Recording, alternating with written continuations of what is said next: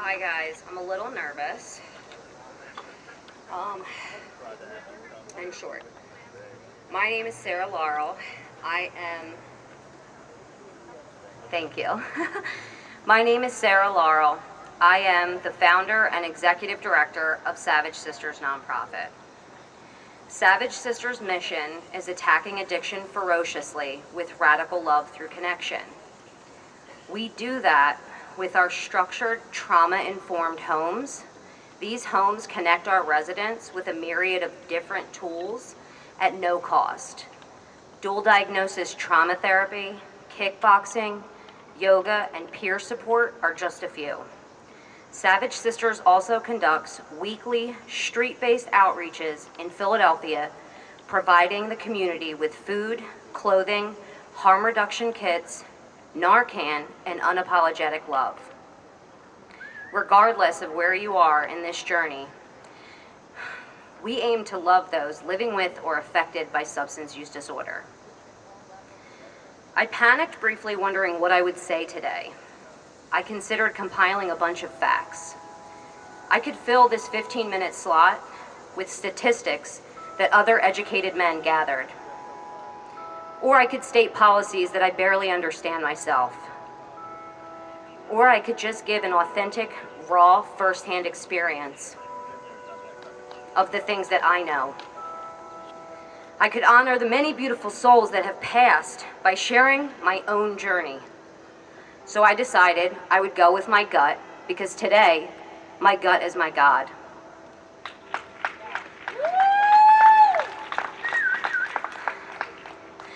I know that my first drug dealer drove a Porsche, had a family, hung his degrees on a wall, and wore a spotless white coat.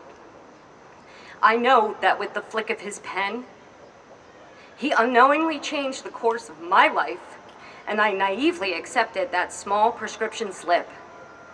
I know that I stand here today asking that we address the policies that allow for such carelessness. I know that the pharmaceutical companies created a culture of indifference that would effectively set into motion a nationwide epidemic. We need more oversight. We need to see more consequences.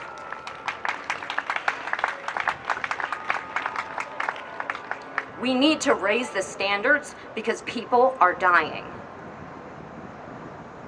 I know that during my addiction, I was filled with shame and I hated myself. I committed crimes to feed my addiction. I know what it feels like to be treated like you are less than human, to be labeled an inmate and given a number. I know what it's like to need medical attention and instead get a locked cell. I am here today because I want to ask our lawmakers to understand that further traumatizing and isolating people like myself and thousands of others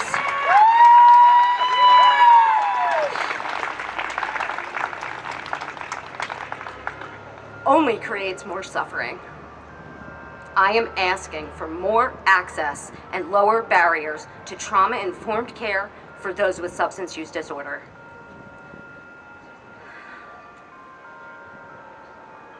I know that my partner, Pete, was on parole. Pete relapsed on a Monday. He went to see his parole officer on a Tuesday. He was high and he was disheveled. I know he was not asked to take a urine test. I know he was only asked for a check to cover his fines for the month. He signed a paper and he walked out without even a conversation or a glance for the man in charge of monitoring him.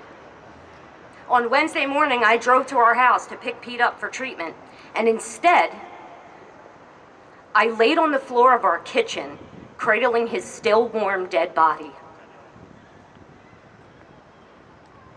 I stand here today and I ask that we review and adjust the way that we handle humans under supervision.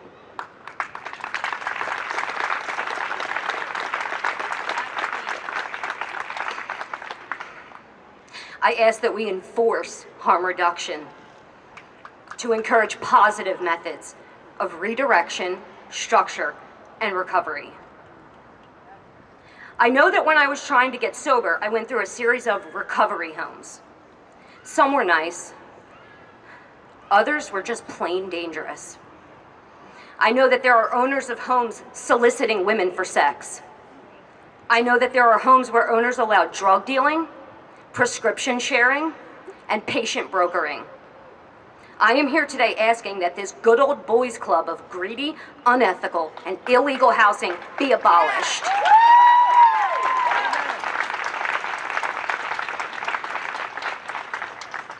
Raise the standards for those operating these homes. Protect our citizens while they are seeking healing. Increase the chance for actual long-term recovery by enforcing and supporting safe spaces.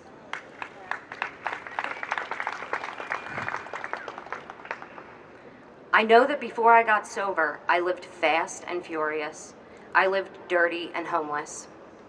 I was unapproachable about treatment and disrespectful about change. The people that helped me provided me with safe injection kits, toiletries, and a little bit of dignity and compassion for the day. I am asking today that we increase funding for harm reduction in Pennsylvania. Allow us to connect with individuals in a judgment-free space and provide basic needs at a larger scale. Today, maybe it's a sandwich. Tomorrow, maybe it's rehab. We need harm reduction to be taught and delivered widely. I know that I've been Narcaned countless times on the street. For those who don't know, Narcan is an easily dispensed nasal opioid overdose reversal drug.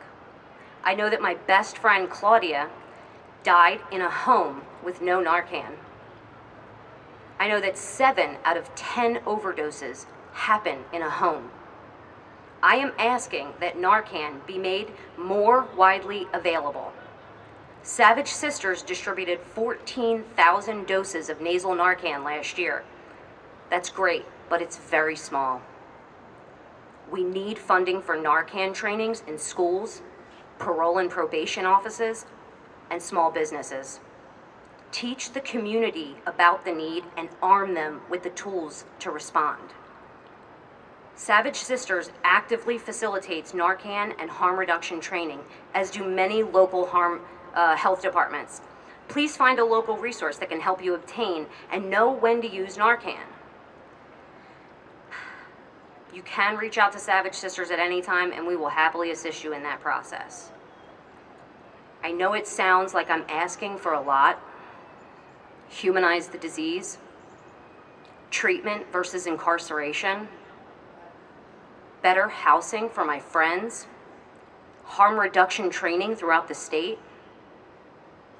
and I want the cities flooded with Narcan. So I do not stand here and ask on my behalf. I ask on behalf of the 5,238 humans in Pennsylvania who died from this disease last year.